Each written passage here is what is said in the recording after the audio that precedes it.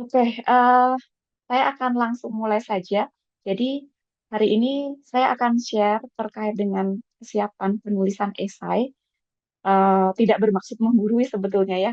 Jadi, yang saya akan sampaikan di sini berbagi terkait dengan pengalaman yang pernah saya eh, lakukan juga, karena ya tahun lalu saya juga posisinya sama kayak teman-teman di sini, gitu ya. Oke, nah karena tak kenal maka tak sayang. Tadi sudah diperkenalkan sedikit oleh Kak Fikra, nama saya Rianita Pramitasari, bisa dipanggil Ria. Saya adalah award di AAS tahun lalu dan baru saja berangkat studi awal Januari ini di di University of Queensland. Bidang yang saya eh, ambil adalah food science, khususnya adalah food processing technology untuk jenjang pendidikan S3 atau PhD. Ya, em, sebelum kita masuk ke tips dan trik untuk menulis esai yang harapannya itu akan dilirik oleh AAS untuk lolos beasiswa ini, terlebih dahulu saya ingin merefresh kembali. Jadi sebetulnya AAS itu apa sih? Nah, mungkin di sesi yang sebelumnya sudah disampaikan juga ya bahwa AAS ini merupakan beasiswa sebetulnya tidak hanya untuk S2 dan S3 saja, tapi juga AS memberikan beasiswa short course gitu ya, dan juga beberapa awards gitu ya. Tapi di sini kita nanti akan fokus ke untuk studi S2 dan S3 saja. AS ini yang memberikan beasiswanya adalah DFAT atau Department of Foreign Affairs and Trade gitu ya. Jadi seperti Kementerian Luar Negerinya Australia diberikan kepada eh, warga negara tetangganya gitu ya yang bekerja sama dengan Australia, negara-negara berkembang di kawasan Asia Pasifik. Salah satunya adalah Indonesia. Nah, tujuannya adalah untuk membantu negara-negara mitra tersebut untuk bisa berkembang pada sektor-sektor yang memang menjadi bidang kerjasama antara Australia dan negara-negara tersebut gitu. Nah, nanti teman-teman bisa lihat lebih lanjut terkait dengan apa itu AS, kemudian benefitnya apa, lalu persyaratan termasuk juga tempat untuk pendaftaran itu di websitenya Australia Award Indonesia atau AAI. Sebetulnya di situ sangat lengkap sekali teman-teman, mulai dari bagaimana cara apply, bahkan sampai kandidat yang diharapkan oleh AAI itu seperti apa gitu ya. Itu tuh semuanya ada di situ. Gitu. Jadi memang harus baca, baca, baca dan baca. Nah, tadi saya sebutkan yang akan dibantu oleh AAS ini adalah bidang-bidang tertentu gitu ya. Nah, bidang tertentu itu merupakan bidang prioritas untuk studi teman-teman nantinya. Ada tiga, ini masih sama dengan tahun lalu ya. Jadi ada terkait dengan transformasi ekonomi, kemudian climate resilience, dan strong institution. Nah, pada setiap bidang ini em, ada fokus-fokus area yang lebih spesifik yang nanti teman-teman bisa pilih. Itu kalau misalkan saya kemarin, saya itu lebih ke transformasi ekonomi di sini, kemudian fokus areanya di research and innovation. Itu karena saya berprofesi sebagai dosen, sehingga yang bisa saya kaitkan di sini adalah terkait dengan riset gitu. Nah, eh, nanti di websitenya AAI itu juga ada paparan yang lebih detail terkait tiga bidang prioritas ini. Dan itu bisa di-download. Ini adalah linknya. Nanti eh, teman-teman bisa dapatkan slide ini ya. Dan bisa mengeklik eh, link-link yang saya tautkan di slide ini. Gitu. Nah, ini sangat penting sekali teman-teman. Karena jika nanti teman-teman menulis esai, panduannya itu adalah bidang prioritas ini. Jadi teman-teman pilih satu bidang prioritas, kemudian itu yang nantinya akan teman-teman jadikan panduan, pegangan gitu ya, untuk menulis esai. Nah, ini adalah timeline untuk proses seleksinya. Jadi nanti ketika teman-teman sudah mempersiapkan semua berkas termasuk esai, lalu teman-teman upload di sistemnya AI, lalu setelah itu akan ada pengumuman shortlisted, artinya lolos untuk tahapan interview. Kemudian setelah interview dan tes IELTS bagi yang belum ada IELTS, setelah itu pengumuman diterima atau tidak gitu ya. Nah, di sini saya tunjukkan ada kriteria asesmen pada eh, sesi interview. Dan ini ada di websitenya AI juga sebetulnya.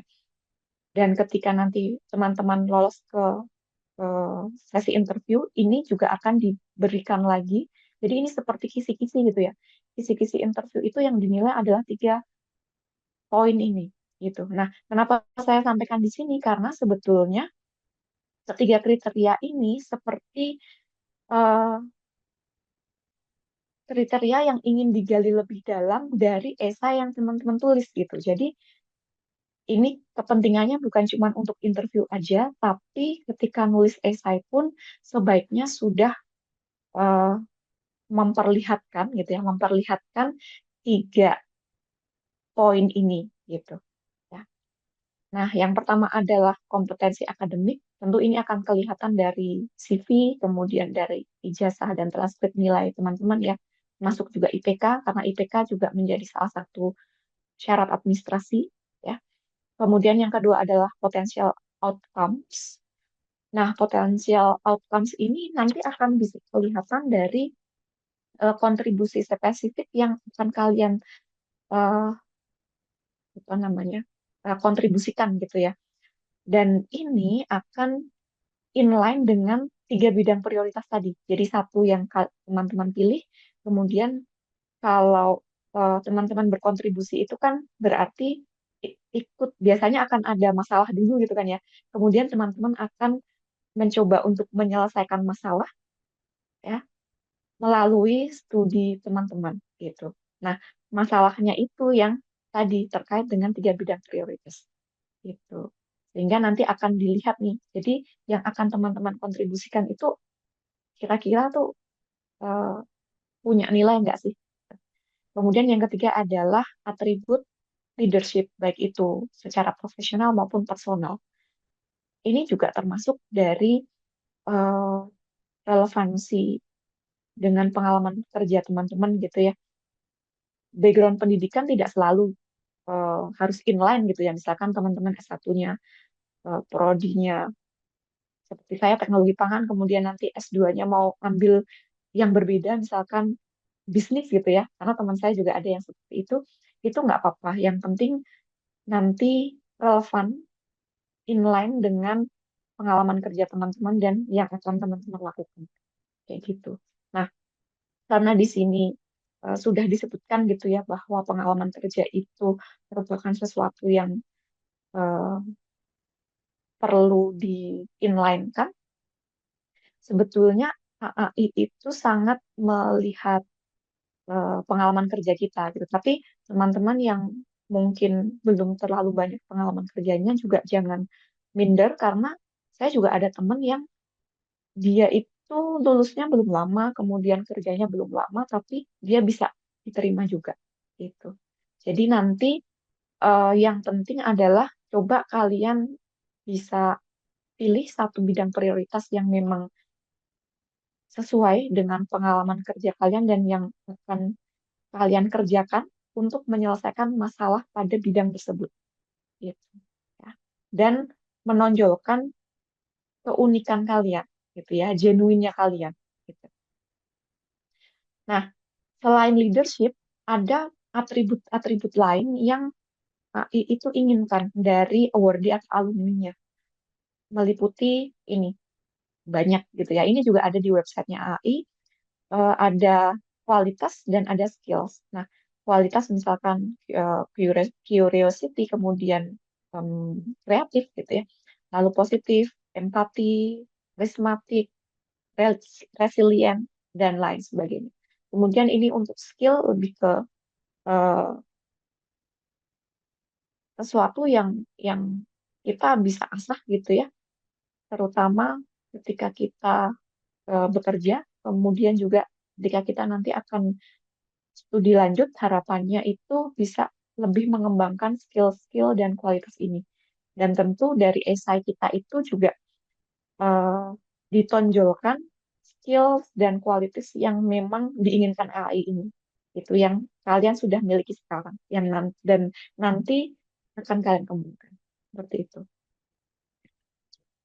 Nah, ini adalah link-link yang perlu teman-teman baca ataupun dengarkan gitu ya.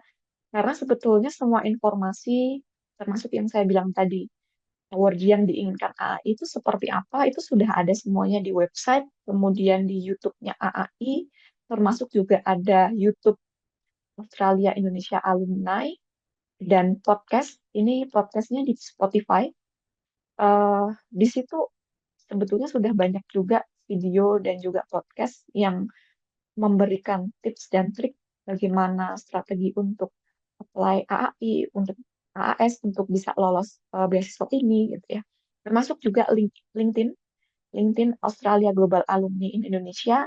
Ini yang paling update ya menurut saya ya. Jadi semua informasi termasuk ada info session, info session kemarin yang tanggal 14 kalau nggak salah ya, terkait dengan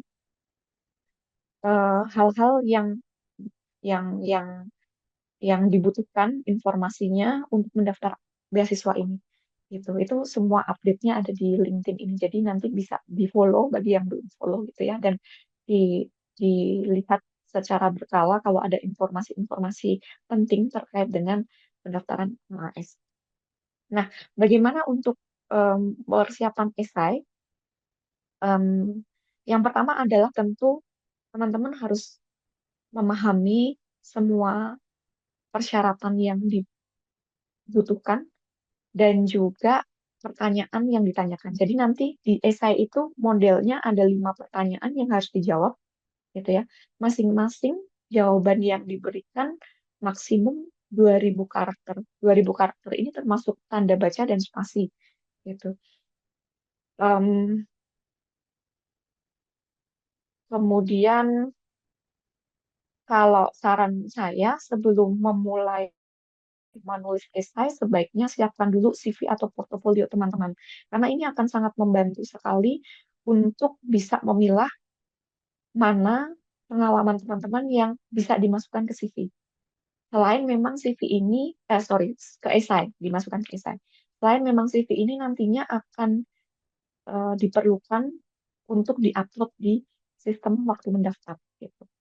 Kemudian teman-teman rencanakan eh, jawaban esainya seperti apa, bikin outline dulu gitu ya kalau perlu ya, supaya nanti bisa lebih efektif dan efisien untuk menjabarkan poin-poin yang sudah teman-teman bikin dalam outline tersebut per pertanyaan.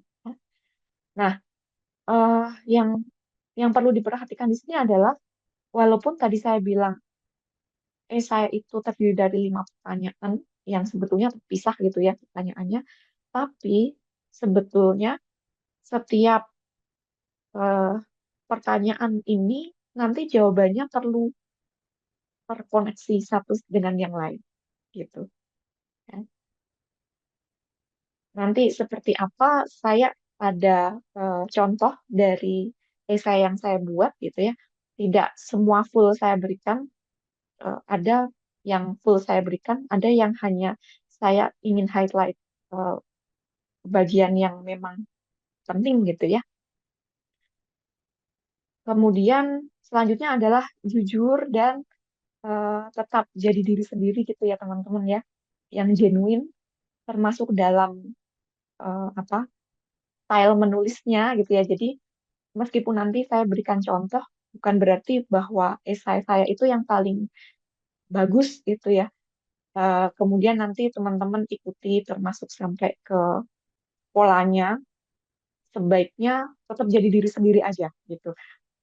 Bagaimana teman-teman em, bisa mengekspresikan dan bisa menjelaskan apa yang yang ditanyakan gitu ya, itu silahkan menggunakan stylenya teman-teman gitu ya. Nanti bisa diambil poin-poin pentingnya saja yang contoh dari saya. Nah, kemudian menulis menggunakan metode SMART dan STAR. Tapi ini sebetulnya enggak yang saklek-saklek banget untuk diikuti ya teman-teman ya. Ini hanya sekedar em, panduan yang bisa teman-teman ikuti karena kalau menggunakan dua metode ini biasanya tulisannya itu akan lebih eh, singkat, padat tapi jelas gitu. Karena tadi kan yang diinginkan maksimum 2000 karakter saja gitu. Jadi kedua metode ini nanti akan sangat membantu. Nah, metode SMART dan STAR itu mungkin teman-teman udah paham ya. Ini saya refresh eh, dan munculkan di sini gitu ya. Yang pertama untuk metode SMART, S-nya spesifik gitu ya. Jadi nanti perlu yang spesifik, yang jelas gitu ya, terkait dengan jawaban yang teman-teman berikan. Misalkan untuk esai yang pertama gitu ya, diminta untuk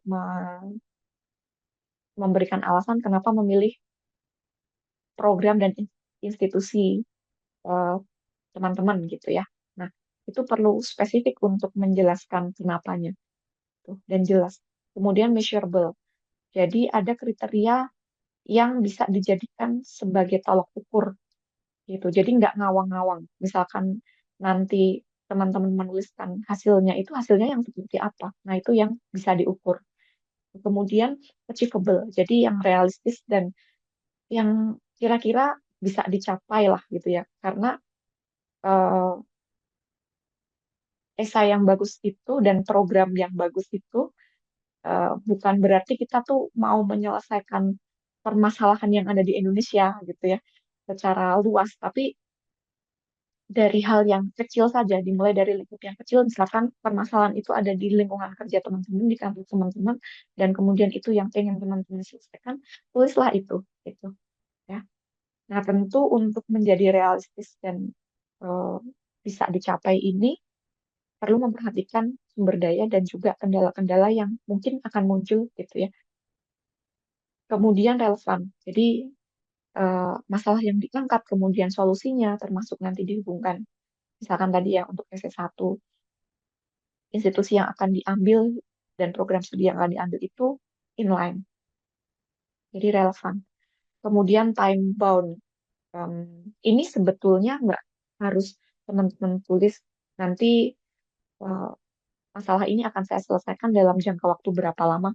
Nggak harus seperti itu sih teman-teman. Jadi di esai saya pun saya nggak nulis eh, waktunya gitu. Jadi ini sebetulnya opsional dan hmm, kalau kalian nanti sudah menuliskan empat bagian ini dengan baik, apa namanya, terhubung antara esai yang satu dengan yang lain, bagian satu dengan yang lain, sebetulnya waktu ini tuh nanti secara tidak langsung akan kelihatan gitu. Kemudian untuk star ini eh, nanti juga diperlukan untuk menjelaskan di eh, esai nomor 3 ya. Jadi terkait dengan pengalaman yang teman-teman pernah lakukan gitu ya. Jadi nanti dijelaskan situasinya apa, dalam konteks apa, secara jelas gitu ya, backgroundnya apa, kemudian tugas teman-teman itu apa di situ, tanggung jawabnya apa, lalu ekspektasinya tuh apa gitu ya dari tugas tersebut, lalu apa yang sudah teman-teman lakukan, ya, dan hasilnya seperti apa. Nah ini juga masih terkait dengan measurable tadi ya, jadi yang bisa diukur ya. Dan bisa di-highlight positive achievement-nya apa gitu. Nah, kemudian yang terakhir adalah baca, baca, baca, baca, revisi, revisi, revisi, gitu ya. Jadi menulis esai ini kalau saya dulu juga nggak cukup satu kali, dua kali saja gitu ya revisinya, tapi berkali-kali kemudian saya coba baca lagi gitu ya, masih ada hal yang eh, kira-kira nggak jelas, oh saya revisi lagi seperti itu. Eh, karena nanti yang mengakses esai teman-teman itu belum tentu bidangnya sama dengan teman-teman gitu ya. Jadi sebaiknya sebisa mungkin buat kalimat yang jelas, bisa dipahami, hindari jargon-jargon yang eh, artinya mungkin bisa beda dengan yang ada di kamus atau di em, apa pengetahuan umum gitu ya. Kecuali memang nanti ada hal-hal spesifik di bidang teman-teman yang udah nggak bisa lagi dibuat apa ya, em, dibuat umum gitu ya, atau untuk menghindari jargon tersebut, istilah tersebut. Ya nggak apa-apa, tapi coba dibuat yang jelas gitu. Nah, kita akan bahas satu persatu ya. Jadi ada 5 esai. Di setiap esai ini saya akan berikan contoh esai saya, tapi em, ini sekedar berbagi teman-teman untuk memberikan contoh yang real supaya teman-teman bisa lebih memahami. Jadi nggak ngawang-ngawang gitu ya teman-teman ya. Dan jangan sampai esai yang saya berikan ini nanti membuat teman-teman down gitu ya. Karena oh kok saya belum sampai ke sini nih gitu ya. Pencapaian saya belum sampai ke sini, jangan sampai gitu ya. Karena eh, AAI itu nanti akan mengambil dari berbagai latar belakang, berbagai keunikan teman-teman gitu ya. Jadi apa yang mungkin teman-teman nggak punya yang pada esai yang saya tulis itu teman-teman punya hal lain yang lebih unik dan itu bisa ditonjolkan gitu ya teman-teman ya. Dan bahkan hal yang belum sempurna pun sebetulnya saya tuliskan juga di esai. Nanti saya akan tunjukkan ya. Nah, pertanyaan pertama adalah mengapa kamu memilih course dan institusi? Nah, di sini nanti teman-teman kan perlu menyebutkan tuh course yang akan teman-teman pilih itu apa, nama programnya gitu ya. Kemudian institusinya di mana. Bisa karena kalau di yang di formulir AS itu em, ada pilihannya ya. Jadi opsi pertama dan opsi kedua. Boleh teman-teman tuliskan satu di sini atau dua-duanya. Itu bebas. Ya, kalau saya dulu tuliskan cuma satu yang menjadi opsi pertama gitu. Em, nah, kenapa memilih untuk studi itu kan berarti tadi yang saya bilang di awal harapannya ingin berkontribusi untuk menyelesaikan permasalahan yang ada di Indonesia gitu kan ya. Nah, maka perlu menjelaskan permasalahan tersebut itu apa dan permasalahan itu tentu yang relevan dengan bidang prioritas AAI tadi gitu. Nah, eh, permasalahan ini perlu didukung juga dengan penjelasan terkait dengan data dan ataupun hasil riset. Jadi kalau bisa ada data kuantitatif yang bisa mendukung itu akan lebih baik. Tapi kalau memang nggak ada gitu ya, ya nggak apa-apa. Mungkin itu lebih kualitatif gitu ya, nggak masalah. Tapi kalau bisa ada datanya bisa ditunjukkan. Nggak harus disitasi gitu ya, nggak harus ditulis ada sitasi atau sumber, nggak harus.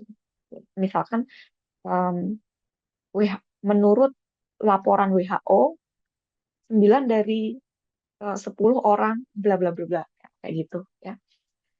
Nah, kemudian em, ya teman-teman perlu merefleksikan tujuan teman-teman dan impact dari hal yang teman-teman angkat itu apa gitu ya. Em, dan masalah dan impact ini teman-teman bisa alignkan dengan rencana pembangunan jangka menengah dan jangka panjang nasional ya di Indonesia. Nah, kenapa ini perlu di-alignkan? Karena kan tadi tujuan utama AAS itu membantu negara untuk bisa lebih berkembang gitu ya, negara mitranya supaya lebih berkembang. Nah, pengembangan negara itu kan tercermin dari rencana pembangunan ini gitu. Nah, jadi nanti kalian bisa cari RPJMN dan RPJPN ini ya. Ada kok bisa di-download PDF-nya.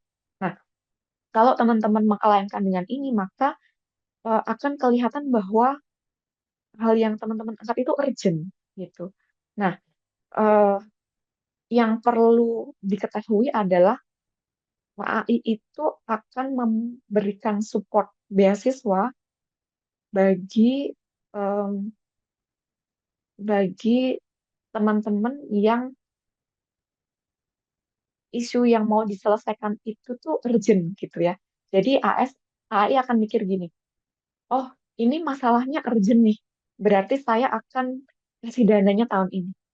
Tapi kalau dinilai nggak urgent, maka AI akan mikir, oh ini masalahnya nggak urgent, jadi nggak harus diselesaikan tahun ini, nggak harus didanai untuk setelah tahun ini, tahun depan aja, kayak gitu. Nah, maka kalau teman-teman mengalainkan dengan ini, nanti eh, seharusnya akan bisa urgent gitu ya, permasalahan yang teman-teman angkat itu. Kemudian teman-teman juga bisa menghubungkan dengan pengalaman personal teman-teman, baik itu secara em, personal ya di kehidupan sehari-hari maupun pengalaman secara profesional teman-teman di tempat kerja. Nanti em, saya akan tunjukkan gitu ya contohnya ya. Kemudian jangan lupa untuk meriset institusi tujuan dan membandingkan dengan institusi lain gitu. Sehingga kalau teman-teman membandingkan dengan yang lain, maka akan lebih bisa eh, diketahui nih perbedaan tujuan institusi tujuan teman-teman dengan yang lain dan kelihatan nih bahwa yang mau saya ambil untuk membantu saya menyelesaikan masalah itu cuma ada di universitas di program X gitu ya dengan program X. Jadi ya saya pilih itu. Nah, itu akan lebih bisa menguatkan teman-teman gitu ya, mengapa memilih program ini. Nah, yang perlu dilihat juga adalah jangan hanya melihat ranking, apalagi ranking universitas. Karena ranking universitas itu belum tentu mencerminkan eh, bagus atau tidaknya program teman-teman gitu. Melihat ranking boleh, tapi sebaiknya ranking yang by subject gitu ya. Misalkan lihat di QS yang by subject atau dari em, apa namanya indikator perankingan yang lain, tapi yang lebih ke subjeknya gitu. Jadi misalkan di Australia kalau yang universitas nomor satu gitu ya, itu kan Unimelb gitu ya, Melbourne. Tapi untuk program tertentu, misalkan program saya teknologi pangan itu yang bagus di UQ gitu ya. Sehingga itu yang saya angkat. Jadi bukan sekedar eh, ranking universitas gitu ya. Dan yang perlu diketahui bahwa sebetulnya semua universitas di Australia itu bagus gitu ya. Dan mereka punya punya kekhasannya masing-masing. Gitu.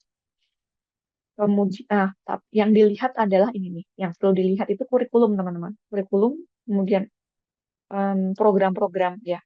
Jadi dalam kurikulum itu kan ada mata kuliah yang ditawarkan, kemudian program-program selain di kelas yang ditawarkan. Misalkan ada risetnya, winter reset, summer reset misalkan ya, atau mungkin ada fieldwork-nya, atau mungkin di situ ada program apa exchange atau apa gitu ya yang itu memang kalian butuhkan. Nah, kemudian untuk yang esai pertama ini bisa ditulis dengan metode SMART gitu ya. Nah, contohnya seperti ini ya. SMART tapi ini yang T-nya nggak ada gitu ya. Saya nggak nulis secara gamblang gitu ya. Akan saya selesaikan masalah ini dalam waktu berapa tuh enggak. Nah, jadi kurang lebih seperti ini teman-teman.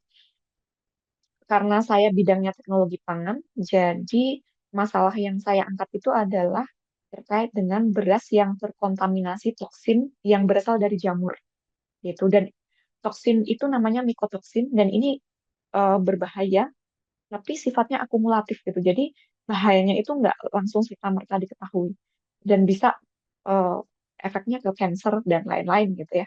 Nah, kenapa ini bisa terjadi kontaminasi ini? Karena perubahan iklim gitu. Beras itu perlu dikeringkan dulu gitu ya. Jadi sebelum menjadi beras, namanya gabah yang masih ada kulitnya itu perlu dikeringkan dulu. Nah, karena perubahan iklim, pengeringannya itu jadi nggak optimal sehingga em, me- mendukung pertumbuhan jamur ini gitu. Dan memang ada data di Indonesia gitu ya terkait dengan prevalensi kontaminasi mikotoksin gitu ya. Nah, kemudian apa yang jadi ini spesifik gitu ya, spesifik bidangnya dan masalahnya gitu ya. Kemudian perlu solusi. Nah, solusinya apa? Saya mengangkat yang namanya teknologi non thermal menggunakan cold plasma gitu ya untuk menurunkan atau untuk mendekontaminasi si toksin ini. Nah, kemudian di situ dijelaskan. Jadi eh, penyelesaiannya itu perlu perlu yang measurable gitu ya. Jadi dapat diukur. Jadi di situ ada tujuan yang akan saya capai dan tujuannya itu bisa diukur dengan apa? Oh, dengan pengukuran di laboratorium. Seperti itu. Kemudian selain itu juga eh, saya akan studi gitu ya di Australia harapan dan di UQ gitu ya saya tuliskan di program ini di UQ ada skill yang menjadi target saya. Jadi dengan belajar di situ maka saya akan bisa mempelajari eh, tentang teknologi pengolahan pangan yang advance, kemudian teknik-teknik analisisnya saya juga bisa dapatkan karena di sana mumpuni gitu ya untuk peralatan, fasilitas dan juga apa tenaga expertnya gitu ya, dosen-dosennya dan ada exposure secara global gitu. Dan ini juga nanti akan berkaitan dengan esai lain yang saya tulis selanjutnya yang memang butuh global exposure gitu. Nah, kemudian achievable. Jadi eh, ini bisa dicapai karena di sana ada fasilitasnya dan ada supervisor yang akan mendampingi saya. Nah, di situ saya tuliskan profesornya siapa. Nah, kalau misalkan untuk S2, ini nggak wajib ya, tapi lebih ke em, course yang akan diambil apa gitu ya. Kemudian di situ apa yang khas gitu ya, di mana gitu. Kemudian, nah ini tadi saya bilang boleh dituliskan juga dan dihubungkan dengan pengalaman pribadi teman-teman. Dan ini sebetulnya agak apa ya, istilahnya itu agak menjual diri juga gitu ya. Jadi ada satu kalimat saya tuliskan bahwa saya jadi penelitian saya sebelumnya itu juga sudah tentang plasma gitu. Jadi ini yang akan mendukung visibilitas dari proyek yang akan saya kerjakan, penelitian yang akan saya kerjakan, kayak gitu. Nah nanti teman-teman bisa tulis tuh. Ini nggak usah panjang-panjang, ditambahkan aja dalam dalam satu kalimat kayak gitu. Kemudian relevan. Jadi align ini eh, menjadi relevan karena mengatasi em, kontaminasi ini kan artinya meningkatkan kualitas beras ya.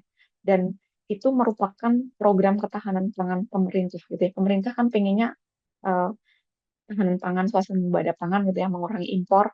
Nah, kalau mengurangi impor kan berarti harus meningkatkan produktivitas di dalam negeri. Nah, peningkatan kuantitas beras itu udah ada di RPJMN, tapi yang kualitasnya belum ada. Nah, maka ini yang eh, akan mendukung yang ada di RPJMN itu. Kemudian juga akan mensupport apa namanya, me- me- mensupport em, petani-petani gitu ya, petani-petani di Indonesia yang memproduksi beras. Oke, itu yang esai pertama, lalu esai keduanya adalah impact apa yang teman-teman yakini dari studi ini gitu ya, yang nantinya akan berpengaruh ke karir, kehidupan, dan komunitas. Nah, di sini em, jangan lupa yang ditanyakan itu ada 3 poin. Jadi juga harus dijawab untuk ketiga poin ini. Gitu. Jangan sampai ada yang kelewat. Nah, ini teman-teman perlu berefleksi gitu ya. Dan teman-teman perlu articulate visi teman-teman itu dalam jangka pendek, menengah, dan panjang itu seperti apa. Gitu. Jadi apa yang akan teman-teman lakukan kalau teman-teman studi S2 gitu. Ini nggak perlu dituliskan sih teman-teman di jawaban esai ini dalam jangka pendek saya akan nggak perlu gitu ya. Tapi ini akan membantu teman-teman untuk memilah mana yang perlu teman-teman tuliskan sebagai jawaban esai tersebut gitu.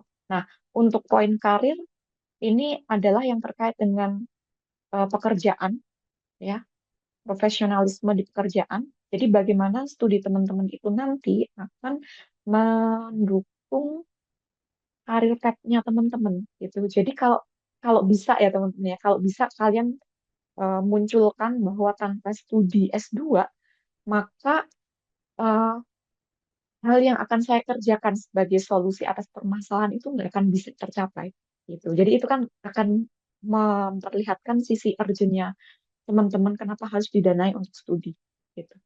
Lalu yang kedua adalah life ini terkait dengan personal growth gitu ya. Jadi teman-teman jangan ragu-ragu untuk menuliskan hal yang sangat personal gitu. Dan ini nggak mesti terkait dengan kerjaan ya teman-teman, karena ini life gitu ya, tentang kehidupan kita. Kalau saya punya anak gitu ya, saya punya anak kecil, jadi saya bilang di situ bahwa studi saya akan em, membantu saya sebagai role model untuk anak-anak saya, kayak gitu. Itu kan sangat personal gitu ya, nah itu bisa dituliskan. Nggak harus seperti itu ya, tapi saya cuma kasih contoh hal yang personal seperti itu. Kemudian komunitas. Komunitas ini artinya adalah bagaimana studi teman-teman itu bisa berpengaruh ke orang banyak di sekitar kalian. Gitu. Nggak harus yang seluruh Indonesia ya teman-teman ya, tapi em, ada dampak gitu ya. Misalkan di lingkungan kerja kalian, atau mungkin kalian punya komunitas gitu ya, atau ada yang kerja di NGO, itu kan biasanya menyasar masyarakat tertentu gitu ya. Nah, masyarakat itu yang akan mendapatkan um, benefit dari studi teman-teman. Nah, ini juga bisa menggunakan prinsip SMART untuk membantu menulis. Ini saya berikan contoh untuk yang bagian karir gitu ya. Em, nah, ini teman-teman eh, bisa bisa lihat di sini ya. Jadi karena saya dosen, saya punya jabatan akademik lektor kepala. Nah, saya tuliskan di sini sebagai seorang lektor kepala, mengejar PhD itu sangat penting untuk saya dalam mencapai jenjang jabatan akademik tertinggi, yaitu profesor gitu. Karena sebagai dosen itu kan yang dikejar kalau karir ya jadi profesor, full profesor kayak gitu. Nah, tanpa studi PhD ya nggak bisa. Kalau S2 itu nggak bisa jadi profesor. Gitu. Jadi ini akan kelihatan uh, urgent-nya teman-teman untuk studi gitu. Jadi nanti kalian bisa pikirkan kira-kira apa yang akan kalian lakukan gitu ya. Dan jadi bagaimana si studi kalian itu benar-benar bisa mempengaruhi yang akan kalian kerjakan gitu ya. Misalkan ini untuk yang karir tadi ya. Kemudian untuk memperdalam ekspertis saya di bidang food processing gitu ya, process engineering.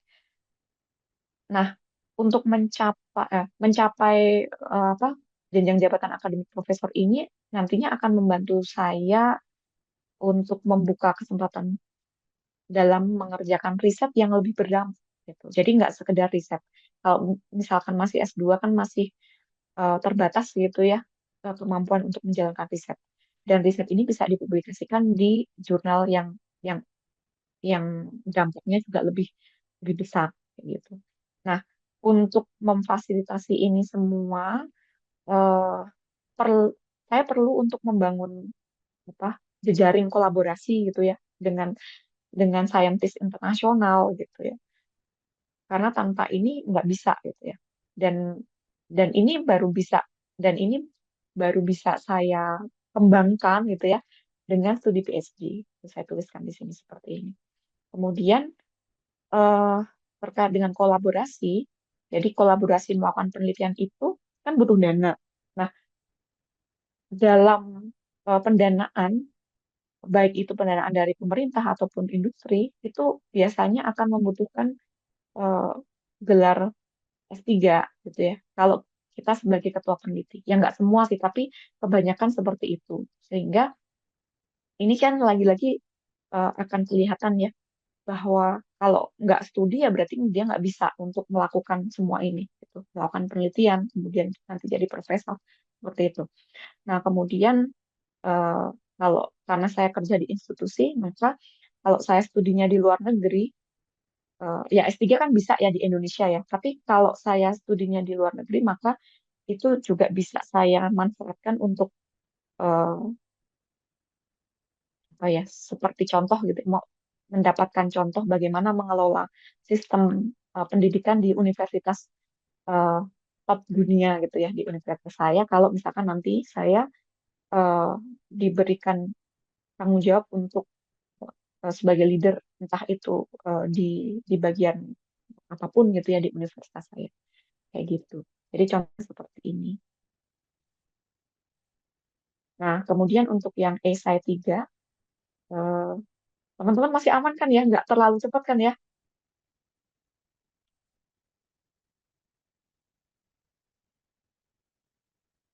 Oke, mudah-mudahan aman ya. Yang esai 3, bagaimana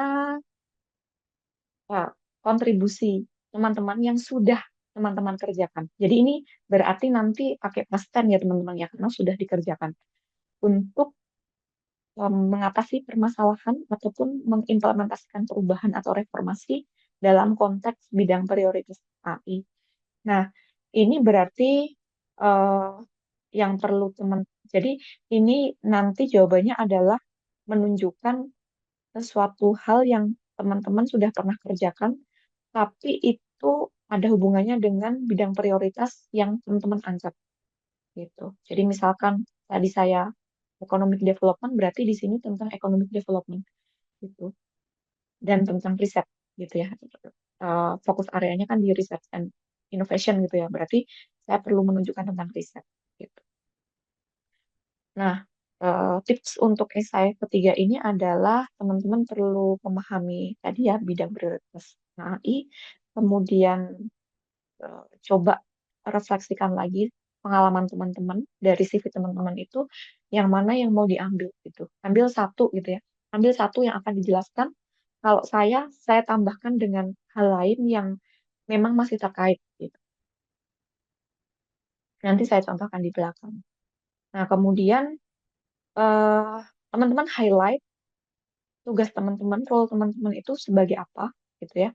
Kemudian bagaimana teman-teman menyelesaikan masalah itu, coba diambil yang menunjukkan metode yang inovatif gitu ya. Kemudian tuliskan juga impact dan hasilnya seperti apa. Dan yang paling penting adalah kolaborasi. Nah, teman-teman nanti, teman-teman kalau kita menyelesaikan masalah itu kan jarang ya yang bisa kita kerjakan sendiri. Pasti ada kerjasama dengan pihak lain atau orang lain. Nah, kolaborasi ini kan sebetulnya menjadi sesuatu yang diinginkan AAI gitu ya dari eh, awardee atau alumninya gitu ya. Sehingga ini perlu di-highlight juga di esai. Nah, kemudian menulisnya menggunakan metode STAR. Nah, ini contohnya. Nah, kalau yang di sini saya berikan contoh full gitu ya. Ini maksimum 2000 kata. Jadi karena yang saya angkat adalah terkait fokus area riset dan inovasi, maka eh, saya ceritakan pengalaman riset saya. Karena kan saya sebagai dosen, jadi yang saya kerjakan itu ngajar, riset, dan pengabdian kepada masyarakat. Nah, saya pilih yang riset karena memang tadi yang masih terkait dengan bidang prioritas dan memang em, dari kerjaan-kerjaan dosen itu memang riset yang paling saya senangi gitu ya. Dan selama ini yang paling banyak saya geluti ya si riset ini gitu. Sehingga saya em, bilang di awal bahwa saya telah memimpin beberapa proyek riset di bidang inovasi teknologi pangan. Kemudian sejak pandemi COVID, kesadaran masyarakat terkait konsumsi buah dan sayur itu kan meningkat gitu ya. Nah, tetapi eh, buah dan sayur itu kan makanan yang mudah rusak gitu ya. Nah, saya angkat satu buah. Nah, khususnya pisang. Pisang ini merupakan komoditas ekspor kedua terbesar di Indonesia gitu ya. Tapi karena tadi mudah rusak, umur simpannya pendek, maka ada challenge di dalam distribusi dan ekspornya gitu. Padahal kan kalau ekspor itu kan sumber devisa negara ya. Jadi artinya berkontribusi pada pengembangan ekonomi gitu ya. Nah, sehingga ini em, sangat penting untuk di-address gitu ya. Nah, di sini saya tunjukkan sebagai peneliti utama gitu ya. Saya memimpin pengembangan kemasan pintar dalam bentuk film indikator. Nah, ini yang tadi saya bilang coba kurangi jargon gitu ya. Tapi kalau memang nggak bisa ya nggak apa-apa dituliskan aja di sini gitu ya. Tapi sebisa mungkin istilah ini kalau mereka searching itu artinya hanya satu ini gitu. Dan maksud teman-teman ya ini gitu, bukan bukan istilah yang digunakan di tempat kerja kalian, tapi itu hanya tempat kerja kalian saja yang tahu gitu ya. Misalkan gitu. Itu yang perlu dihindari. Nah, ini mengembangkan film indikator untuk mendeteksi kematangan buah. Nah, kemudian saya tunjukkan nih, tadi kan star ya. Jadi situasinya ini ya, backgroundnya ini tadi. Kemudian tasnya saya sebagai principal investigator gitu ya. Kemudian eh, selain itu saya principal investigator itu ngapain? Nah ini, saya mendesain research framework, kemudian saya juga memanage peneliti-peneliti, anggota peneliti dan juga mahasiswa, asisten mahasiswa gitu ya yang ikut dalam penelitian dan memastikan bahwa penelitian tersebut berjalan sesuai dengan timeline. Nah, kemudian actionnya apa? Jadi yang dikerjakan dalam proyek itu tuh apa? Dituliskan di sini dijelaskan. Jadi film yang dibuat itu dibuat dari, nah ini lagi-lagi ini istilah yang spesifik gitu ya. Tapi di sini saya jelaskan keduanya ini. Jadi ini namanya antosianin dari kulit buah naga dan juga kitosan dari black soldier fly gitu ya BSF. Keduanya merupakan waste sources gitu ya. Jadi limbah sebetulnya gitu ya. Jadi intinya ini pemanfaatan limbah. Nah, saya mengawasi optimisasi formula karena ini yang mengerjakan di lab kan mahasiswa gitu ya. Saya yang mensupervisi gitu ya, bukan saya yang mengerjakan. Jadi ya saya tuliskan apa adanya gitu ya. Kemudian produksi secara dalam skala lab dan analisis. Nah, efektivitas nah ini hasilnya nih. Efektivitas dari eh, apa? Pendeteksi kematangan buah itu divalidasi dengan cara pengukuran secara kimia, fisik, dan sensori gitu ya. Jadi ini analisis di laboratorium eh, pada pisang gitu ya, menggunakan film dan yang dibandingkan yang tanpa film gitu ya. Dan ini menunjukkan hasil pada eh, apa namanya yang bisa dilihat gitu ya secara visual. Seperti itu. Nah, kemudian saya jelaskan juga bahwa proyek ini secara kontinus dikerjakannya dan didanai oleh Kementerian Pendidikan dengan dalam rentang waktu 2 tahun ini ya, 3 tahun gitu ya. Kemudian hasil penelitiannya juga sudah dipatenkan dan dipublikasikan. Kemudian, nah ini yang tadi saya bilang ada hal yang belum sempurna saya lakukan, ini tetap saya tulis. Kenapa? Karena ini mendukung gitu. Jadi setelah pendanaan ini saya menginisiasi dengan industri gitu ya supaya nanti em, film ini tuh bisa cuma jadi penelitian hasil penelitian aja tapi bisa dimanfaatkan oleh industri itu. Nah, walaupun saya baru menginisiasi ini ya saya tuliskan aja gitu karena di sini baru menginisiasi dan kemudian saya mau apply hibah lagi yang lebih aplikatif gitu ya. Cuman karena waktu submit aplikasi itu baru sampai tahap ini ya saya tuliskan sampai sini aja. Kemudian ini kolaborasi ini akan gitu ya akan meningkatkan. Jadi karena memang belum dilakukan tapi eh, tujuannya apa gitu ya manfaatnya apa itu saya tuliskan di sini. Nah kemudian ini tambahan selain riset saya juga aktif pun dalam penguatan penguatan kapasitas riset secara institusi gitu ya. Jadi di kampus saya ada posisi yang pernah saya jabat dan saya ambil di salah satu tugas yang masih terkait dengan riset gitu. Jadi ini saya tuliskan saya menginisiasi program riset mahasiswa di Thammasat University, gitu ya. Kemudian juga saya tuliskan mengkoordinasi apa namanya riset antar fakultas seperti itu. Nah, di posisi tersebut gitu dituliskan di sini misalkan sebagai kepala pusat penelitian di LPPM seperti itu. Nah, kemudian ini penutupnya nih. Tinggal dibuat kalimat yang bisa menunjukkan dengan area prioritas AAI tadi. Gitu. Jadi eh, ini juga mendukung. Jadi pengalaman leadership ini mendemonstrasikan eh, pendekatan strategik saya untuk mentranslate inovasi. Inovasi itu ya yang dari riset tadi ke kontribusi yang lebih nyata dalam bidang ini, sustainable economic transformation. Seperti itu. Nah, kemudian yang keempat, aduh, mudah-mudahan waktunya masih ya, Mbak Fikra ya. Nah, yang keempat ini, Masih, Kak. oke.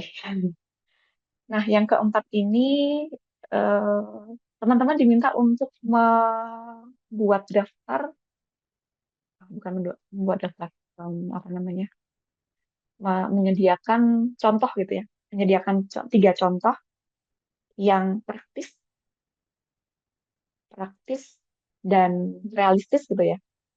Jadi praktis itu artinya kan sebetulnya mudah dicapai gitu ya. Jadi sebetulnya AA itu nggak minta yang muluk-muluk sih gitu ya. Nggak minta yang muluk-muluk harus menyelesaikan permasalahan di Indonesia. Tapi ya yang em, teman-teman bisa kerjakan aja di tempat kerja kalian, di komunitas kalian, di lingkungan kalian itu udah cukup gitu. Kembali lagi saya sebagai dosen yang akan saya kerjakan itu walaupun bidangnya ya harapannya bisa membantu Indonesia, tapi itu sampai risetnya aja gitu. Karena saya S3 gitu ya. Jadi saya akan kerjakan riset gitu. Dan kalau S3 itu kan diminta proposal penelitian gitu ya. Jadi em, memang lebih ke riset sih. Nggak harus yang sampai yang dikerjakan selama studi sampai aplikasi enggak. Nah, kembali lagi ke soal ini. Jadi ada tiga hal yang perlu teman-teman tuliskan ketika nanti kalian sudah lulus dan kembali ke Indonesia itu, apa yang akan kalian kerjakan dengan memanfaatkan knowledge, skill, dan koneksi yang didapatkan selama studi. Tuh. Jangan lupa juga, karena di sini pertanyaannya ada 3 poin penting ini yang di-highlight ya, knowledge, skills, connection. Jadi ini perlu ditonjolkan, gitu. Nah, jadi teman-teman perlu men-set tujuan teman-teman secara clear, gitu ya, mau ngapain aja. Kemudian sediakan contoh yang realistis dan refleksikan impact-nya itu apa. Impact-nya tidak harus yang sangat luas, tapi yang meaningful, yang berdampak gitu. Nah, ini tunjukkan 3 poin ini ya. Kemudian eh, termasuk juga teman-teman bisa menuliskan community engagement gitu ya. Jadi kalau misalkan itu untuk komunitas yang akan kalian kerjakan, berarti kan di situ ada banyak orang. Jangan lupa untuk eh, menuliskan juga peran mereka itu apa di situ, gitu. Supaya nanti akan lebih bisa menonjolkan em, bahwa teman-teman itu memang senang untuk berkolaborasi dan teman-teman bisa melit mereka, gitu, untuk mengerjakan proyek itu yang akan teman-teman kerjakan setelah lulus, kayak gitu. Ya.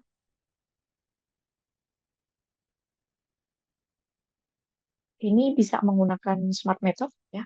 Nah, ini ada karena ada 3 ya. Ini saya berikan contoh satu. Em, Setelah kembali ke Indonesia, saya merencanakan untuk mendirikan pusat riset di tempat saya kerja di Atmajaya dengan kolaborasi. Nah, ini perlu ditonjolkan nih, perlu ditunjukkan kolaborasi dengan supervisor saya di UQ, kemudian Prof. Awanwi, ini saya langsung tulis nama, tapi dalam kurung Thammasat University. Nah, karena ini sudah saya singgung di esai yang sebelumnya tadi, saya tulis bahwa saya pernah menginisiasi program riset mahasiswa di Thammasat. Gitu. Jadi nyambung kan. Gitu. Dan alumni AAS. Nah, ini juga perlu nih disertakan gitu. Koneksi sesama alumni atau mungkin kenalan-kenalan selama studi. Karena selama studi itu pasti kan teman-teman akan mendapatkan banyak koneksi, entah itu teman-teman di eh, Australia ataupun teman-teman Indonesia gitu.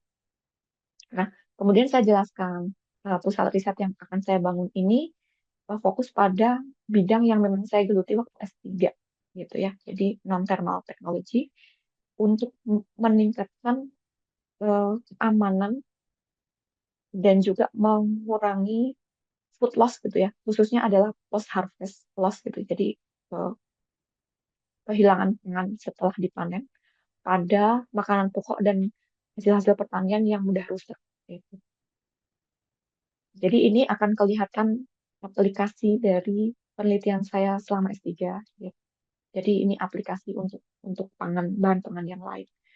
Kemudian em, kalau mendirikan usaha riset kan berarti ada funding ya yang diperlukan. Nah, inisial fundingnya saya tuliskan bukan diperoleh dari grant dari tempat saya kerja gitu ya. Karena memang di situ ada grant gitu ya. Dan kemudian setelah itu perlu juga untuk mencari dari luar. Lalu outputnya berupa sistem dekontaminasi. Jadi untuk apa mengurangi kontaminan gitu ya dari produk-produk yang akan ditreatment dengan thermal teknologi tersebut, yang scalable gitu ya, yang bisa diterapkan juga nih untuk petani seperti itu. Kemudian setelah itu mentransfer ilmunya ke UKM gitu ya, usaha kecil menengah, mikro dan menengah dalam proyek-proyek gitu ya, yang bisa bekerja sama dengan mereka. Lalu kalau riset itu biasanya bisa sampai ke pemerintah, karena kan pemerintah yang akan mengambil kebijakan ya, itu melalui yang namanya policy brief. Nah, saya tuliskan nih, eh, ini termasuk hasil outputnya gitu ya. Dan kerjasama dengan farmers, industri maupun BUMN seperti itu.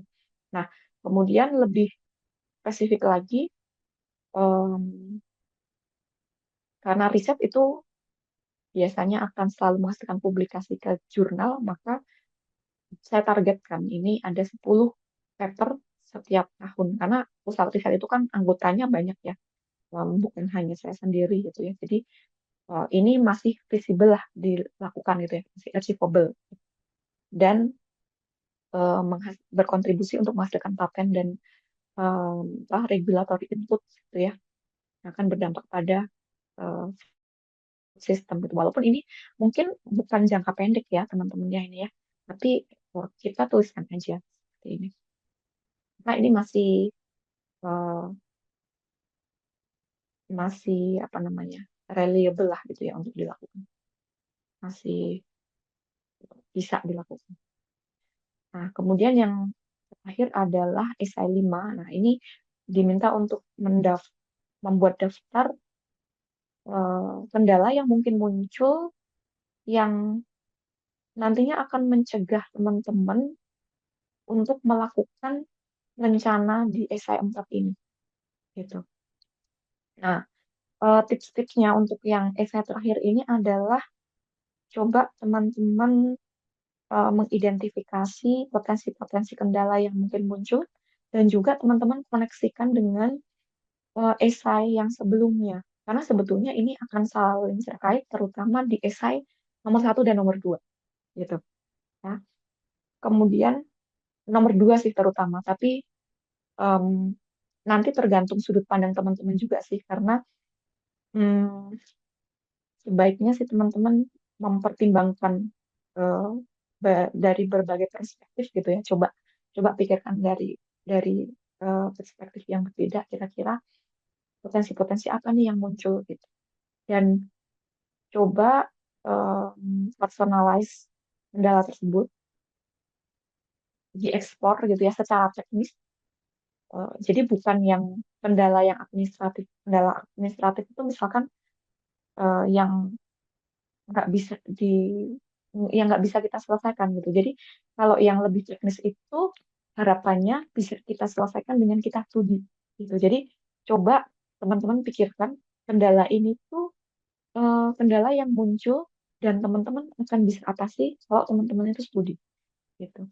Kalau yang nggak bisa diatasi itu misalkan kalau teman-teman menuliskan em, regulasi dari pemerintah gitu. Nah, itu kan eh, udah gitu ya silang gitu ya karena kita nggak bisa ngapa-ngapain gitu kan ya. Jadi sebaiknya jangan menuliskan yang seperti itu gitu.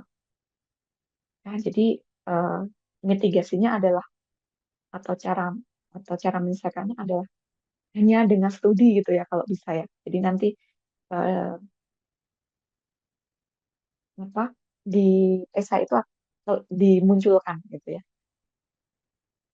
Nah, yang perlu diingat di sini adalah fokuslah ke kendalanya. Jadi bukan ke solusinya ya. Eh, karena biasanya banyak juga yang di sini tuh menuliskan solusinya banyak sekali gitu ya. Kendalanya cuma satu gitu. Padahal sebetulnya yang diminta itu bukan solusi, tapi yang diminta adalah kendalanya gitu. Solusi itu sebetulnya hanya pelengkap aja gitu ya. Seperti itu. Nah, ini contohnya. Jadi karena tadi yang diminta di SM4 itu 3 kegiatan, maka yang di nomor 5 ini juga 3 kendala. Eh, sorry, bukan 3 kendala. Kendala pada setiap kegiatan tersebut gitu. Jadi bisa dibuat 3 paragraf nanti ya. Nah, ini saya contohkan tadi ketika saya ingin membuat pusat riset gitu ya. Nah, yang menjadi kendala apa? Yang menjadi kendala adalah infrastruktur yang terbatas.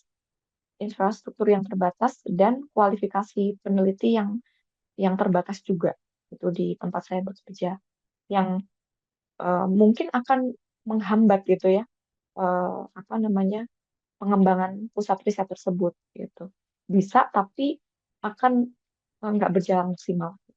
Nah kemudian em, kalau infrastruktur yang terbatas itu kan sebetulnya masih bisa diatasi ya kalau kita punya dana gitu kan. Nah sehingga nanti di sini saya em, berikan penjelasan juga.